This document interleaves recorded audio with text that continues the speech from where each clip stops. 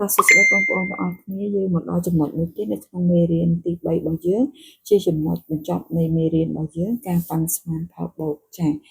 ការប៉ាន់ស្មានផលបូកកូនបានឆ្លងកាត់ថ្នាក់ទី3ហើយពាក្យថាប៉ាន់ស្មានផលបូកលុះត្រាតែកូនយកចំនួនហ្នឹងទៅបង្គុតសិនអញ្ចឹងពាក្យថាប៉ាន់ស្មានពាក្យថាប្រហែលគឺលុះត្រាតែកូនយកលេខហ្នឹងទៅបង្គុតសិនចាំកូនធ្វើប្រមាណវិធីតាមក្រោយឧទាហរណ៍នៅក្នុងចំណុចនេះ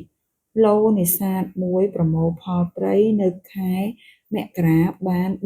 42,565គីឡូក្រាមនិងនៅខែកុម្ភៈបាន58,950គីឡូក្រាម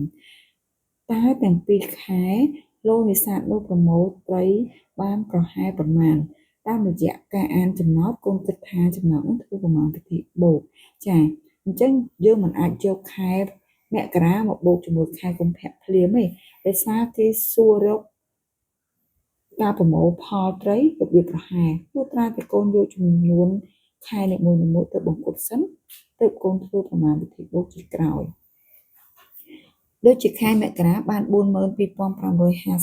អញ្ចឹងនៅពេលដែលគេអប្រាប់ថាគួរបង្គុតខ្ទង់មួយណាកូនត្រូវតែបង្គុតខ្ទង់ធំបំផុតអញ្ចឹងដើម្បីបង្គុតខ្ទង់ធំបំផុតមានខ្ទង់10000យើងមើលខ្ទង់ក្បែរ10000មានខ្ទង់1000ហើយខ្ទង់1000មានលេខ2ចុះបង្គុតចុះទៅ40000មួយទៀតនៅខែកុម្ភៈមាន58,650យើងបង្គុតខ្ទង់10000ដូចគ្នាមើលខ្ទង់1000មានលេខ8អញ្ចឹងយើងត្រូវបង្គុតឡើងទៅជា60000ការបង្គុតឡើងឬចុះគឺយើងត្រូវចាំទ្រឹស្ដីការបង្គុតលេខនៅក្នុងមេរៀនពីដំបូងណាកូនចានៅក្នុងមេរៀនទី1គេថាបើសិនជាលេខដែលយើងត្រូវមើលហ្នឹងជាប្រភេទលេខ0លេខ1លេខ2លេខ3លេខ4គឺបង្គុតចុះគឺចំនួននោះដូចជា40000ជាងបង្គុតទៅ40000 50000ជាងបង្គុតចុះមក50000 60000 64000អីចឹងកូនត្រូវបង្គុតចុះមក60000ហ្នឹងគេហៅបង្គុតចុះបើសិនជាលេខដែលយើងត្រូវមើលហ្នឹងវាមានលេខ5លេខ6លេខ7លេខ8ឬលេខ9គឺបង្គុតឡើងឧទាហរណ៍17600អញ្ចឹងដែលខ្ទង់ដែលយើងត្រូវមើលមានលេខ7យើងឡើងទៅដល់យើងឡើងដល់20សំទោសយើងឡើងដល់200,000អញ្ចឹងណាកូនចាអញ្ចឹងដើម្បីប៉ាន់ស្មានផលបូកយើងត្រូវបង្គុតតួនីមួយៗត្រឹមខ្ទង់ធំបំផុតរួចយើងធ្វើប្រមាណវិធីបូកធម្មតាដូចលេខយើងធម្មតាអញ្ចឹងក្រោយពីកូនស្ដាប់នៅការបញ្យល់មេរៀនរបស់អ្នកគ្រូហើយយើងចាប់ផ្ដើមអនុវត្តលំហាត់តែម្ដងចាដូចជាលំហាត់ទី1នេះគេឲ្យកូនប៉ាន់ស្មានផលបូកខ្ទង់កចឹងអ្នកគ្រូយកប្រធានខាងលើហើយអ្នកគ្រូបង្គុតតែម្ដង19250នៅក្នុងខ្ទង់1000មានលេខ9អញ្ចឹងយើងបង្គុតឡើងទៅជា20000បូកជាមួយនឹង38000នៅក្នុងខ្ទង់1000មានលេខ8យើងបង្គុតឡើងទៅ40000ចាហើយកូនបូកចូលគ្នាមក0ហើយ0បូក0 0 0 2បូក4 6អញ្ចឹងឡើងទៅដល់60000ចាខ្ទង់ខ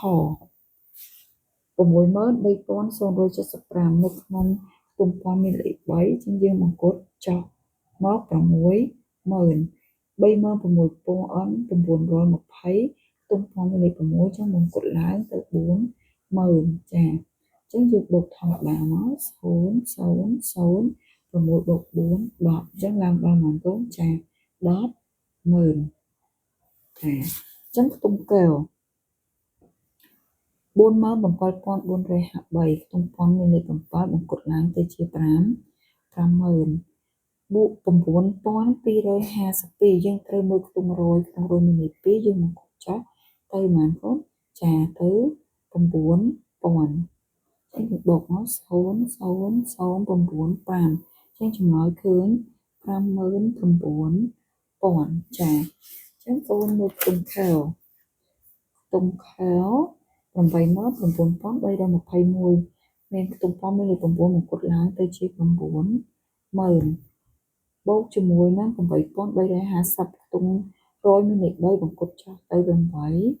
អញ្ចឹងយើងបូកចូលគ្នាមកអូសំទោស8000 0.008 អញ្ចឹងយើងឃើញ 98000